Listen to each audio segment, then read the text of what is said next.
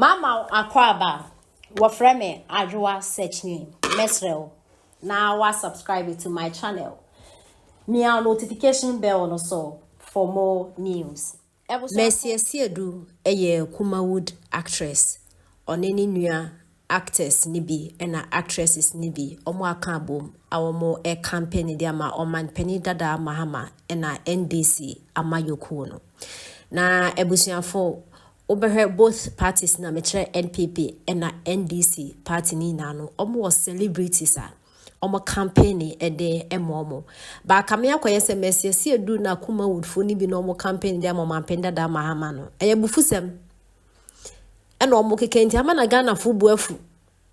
celebrities omo campaign ma NPP no obetia ne se monto abama NDC no omo fa good policies mbra nembo Ghana Muntu abama NPP no mo ambetwa free education muntu abama NPP insempankwa no mo kade omo ba peye party ni ba peye na abo man Ghana nkwa na omo eka na ene celebrities no omo campaign dia ma NDC for the mo metie mo yentu abama mahama obo meto case mayen yentu abama no last 2016 no said the president no yenya case just one not just NDC party na say echene ni nti de okọ support ni bia so nim say obenya bibia di nti na okọ support na Ghana fu bi nso bu afu just no omuso Mercy Asiedu ni mu omu nya ne da omampenda da mahama emiti celebrities no de na celebrities no de omo asemeto na nim na Mercy Asiedu comment say omampenda da mahama embra no betoka asem omo na Ghana fu so ni mu wo so ni mu no wonja ni mu and na sanso akobi no waka kana dwen de achoro mo yenti nsem ekoso baba man to abama no enso minya no ho faso e kire se obaye no nani kun creative art ho okay yawo festival bia omoye ne India ne other various no no film festival okay na omo kwa country bia e ne creative arts yes representative yes. Omo eye ntoma omo eye wei omo eye wei omo eye wei omo eye wei eno eba ye ma then minister creative art minister owo maami yeti ha eno om de letter bre ye say ye ko China wow ni ye ko minim wo hwe na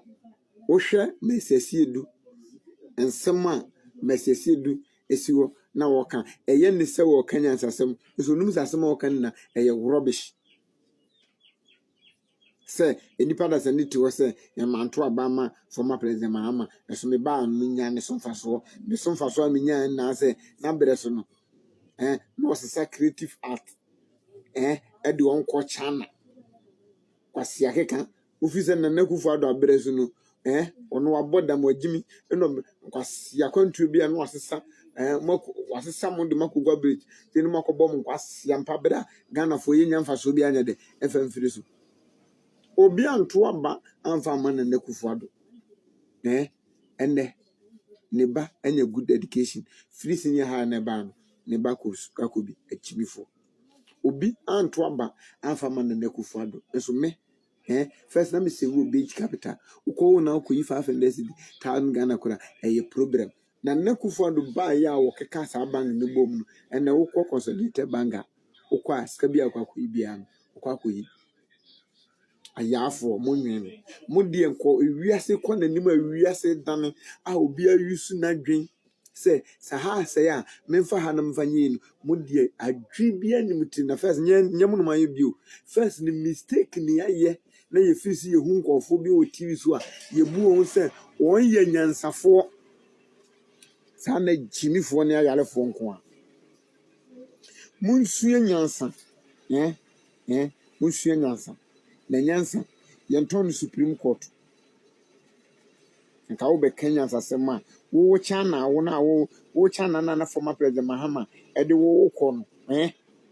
emfaso be na Ghana fo ye de enya free everyday mukasa mo be kasa no eye musem Kenya so bankwase akeka nko a ye chimisem ko a na mo no misim nya ready say 7 December no yakwa ye 10th mo san be shishita say chimifo and you graduate you muna mo kire ye ekwan ye fa so ye de ye didi atem etinu ya graduate ye kuta certificate etin no ye ne mo be ko ni akyerɛ mo sɛ yɛbɛbua mo agyimisɛm so na mahum sɛ moyɛ nyansafo ɛkyɛn obia on the final product. Me no yeke minimum say dem cannot just say. Na me tell say Dr. Omani Boama ono a woni me tina me say dem ye no it's a strategy because you see document no e provisional. Ah yenya nyemu adwuma nwie ye. Eti obi a mehwe se ni picture no ano no a obi a mehwe se ni din no ano no a eti se ukona ko hunfunso obi a dede na ye no ene de ukọ efunso ni wo munti no ene ye se obi a mehwe ne correct. It is woko nese o picture na da hon eye mimi Simon din mi picture na beto wo de na omunum se saade ni betima si no nti no ene ye se behwe ne correct no it is NDC phone kokohwe no mu hu sa problem na sa allegations ni nyoma kese ya ye kato yeses no yeses no ene sen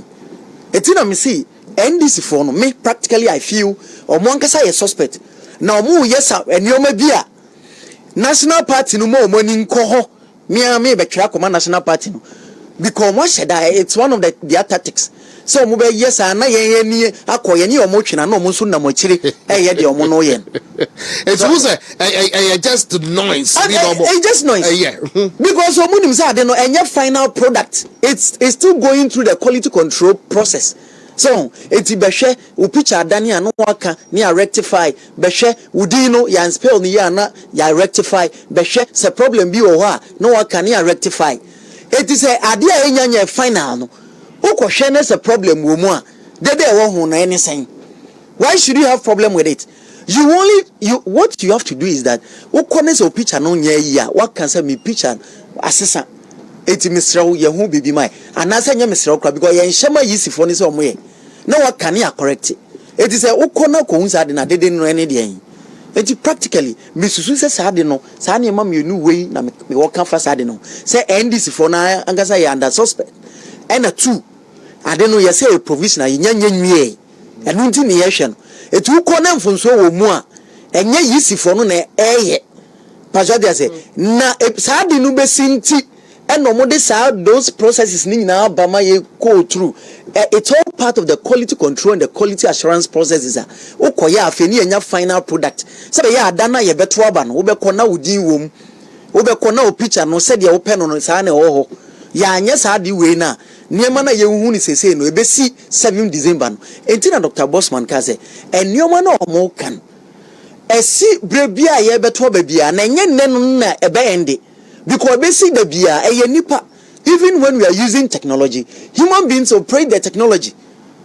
and it says a human factor or no error is bound to happen and in any human endeavor no oh yes every be margin of error we ye jada margin of error e ba yen kan funso e wo mu ye be 60% and I say boy we dem anya modwuma yi but a human get typo error any picture ni ade no they are bound to happen and that is why at those processes no why ye kan wasem ti e be sere say ye nuanom NDC for no omunyanto wase na wo ho nso amaye mo hyehyew sabi azan eni nioma bi a omo pese omo ye di bri ni pani so enye ade bia because say the EC ka no sa de we say akoso a free 1992 ye to aba a human institution. They are bound to be mistakes. Now obeka ya time bia do bia kan say elections are won at the polling station. Fine. Oh ye we ya enye bibi hu bia just NDC for and hey ade do ND trying to rubbish a registered processes from